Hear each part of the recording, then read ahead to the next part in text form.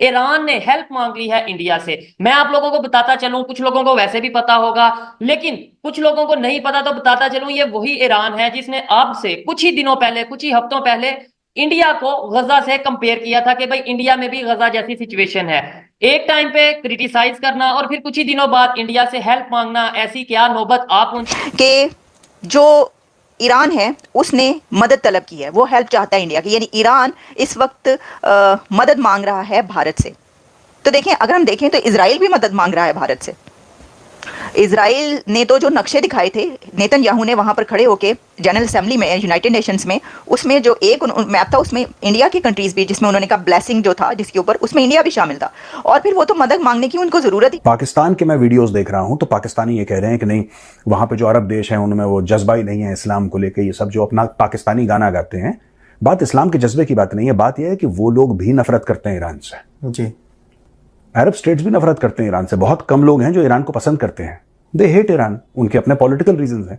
तो ये सब चल रहा है वहां पे। जी, कि पाकिस्तान को हेल्प का नहीं बोला, सऊदी अरेबिया को हेल्प का नहीं बोला, लेकिन इंडिया को हेल्प का बोल दिया गया। कि भारत से ईरान जो मदद मांगा है, तो भारत के हमारे आदरणीय प्रधानमंत्री ने इस बात को पहले ही क्लियर किया हुआ है, जीरो टॉलरेंस।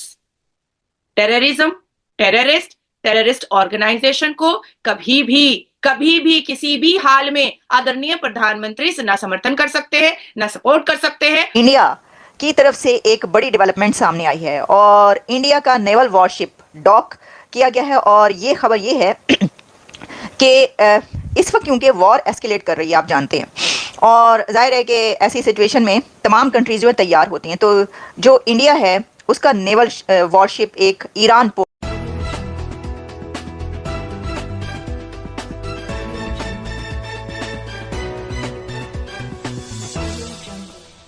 मांग ली है इंडिया से। मैं आप लोगों को बताता चलूं, कुछ लोगों को वैसे भी पता होगा, लेकिन कुछ लोगों को नहीं पता, तो बताता चलूं, ये वही ईरान है जिसने अब से कुछ ही दिनों पहले, कुछ ही हफ्तों पहले इंडिया को गजा से कंपेयर किया था कि भाई इंडिया में भी गजा जैसी सिचुएशन है। एक टाइम पे क्रिटिसाइज करना और फिर कुछ ही दिनों बाद इंडिया से हेल्प मांगना, ऐसी क्या नौबत आ पहुंची कि पाकिस्तान को हेल्प का नहीं बोला, सऊदी अरेबिया को हेल्प का नहीं बोला, लेकिन इंडिया को हेल्प का बोल दिया गया। इसके ऊपर बात करेंगे। मुझे ऐसा लगता है कि भारत से ईरान जो मदद मांगा है, तो भारत के हमारे आदरणीय प्रधानमंत्री ने इस बात को पहले ही क्लियर किया हुआ है, zero tolerance.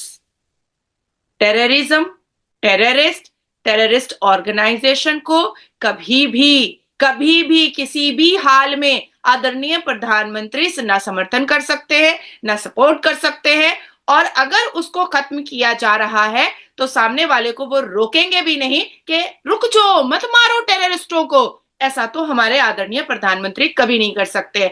One earth one family का नारा देने वाले और टेररिज्म के खिलाफ प्रखर होकर के सबके सामने अपनी बात को रखने वाले आदरणीय प्रधानमंत्री मोदी जी कभी भी ईरान के इन हरकतों में उनका साथ तो नहीं देने वाले, ये मैं बड़ी जिम्मेदारी से कह रही हूं। और भारत से ईरान क्योंकि अब मदद मांग रहा है, विक्टिम कार्ड खेल रहा है, तो क्या ईरान वाकई में चेंज हो रहा है? अपने टेररिस्ट माइंड को क्या वो वाकई में चेंज कर ले रहा है? क्या वो सीरिया का मदद नहीं लेगा? क्या वो सीरिया से इजराइल पर एयर स्ट्राइक नहीं कर पाएगा? क्या वो सीरिया से इजराइल पर मिसाइल नहीं फेंकवाएगा? अब ये भी सवाल उठता है कि क्या सीरिया से ईरान के पास इतनी पावर है और ऐसे मिसाइल्स हैं जो वो सीरिया से ईरान पर ईरान वाले इजराइल पर फेंकवा सकते हैं?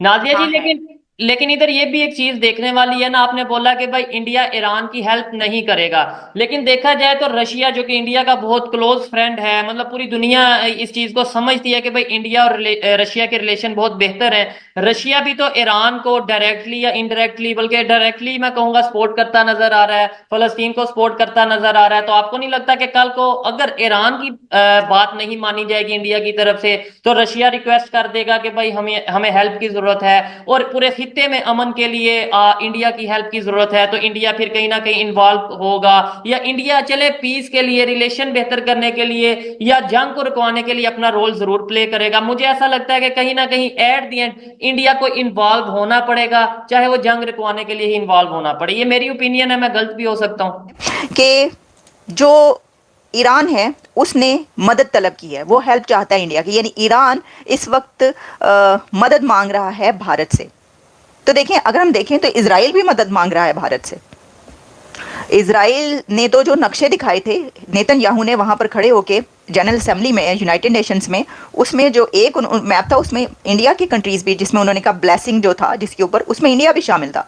और फिर वो तो मदद मांगने की उनको ज़रूरत ही नहीं है, बल्कि ये जब हसन नसरुल्लाह का कत्ल हुआ तो उसके फ़ौरन बाद तो भारत के प्राइम मिनिस्टर नरेंद्र मोदी की कॉल, उन्होंने बात की है, डिस्कशन हुई है, टेलीफोनिक कन्वर्सेशन नेतन्याहू और मोदी के बीच।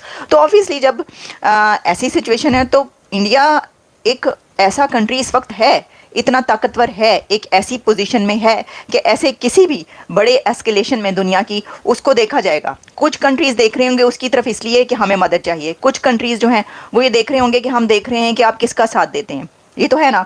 तो 3 Indian naval warships INS Shardul, INS TIR and ICGS Veera arrived in Bandar Abbas, Iran on Tuesday as part of a training mission in the Persian Gulf। वैसे तो ये देखिए एक ट्रेनिंग मिशन है, ठीक है, और ट्रेनिंग मिशंस होते भी हैं। हमें ये भी देखना होगा कि क्या आया, इसका पहले से शेड्यूल था ये।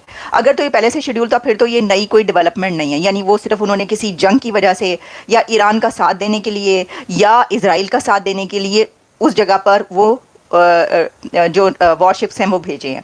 लेकिन अगर पहले से जाहिर थी तो फिर तो उसमें कोई है नहीं। अच्छा, ट्रेनिंग फिर ये the ships were received by the Iranian navy ship Zahra, और इसमें growing naval collaboration between India and Iran, ये बात जो है ये चल रही है, ये कल से खबर आ रही है कि ये जो है ये हुआ है।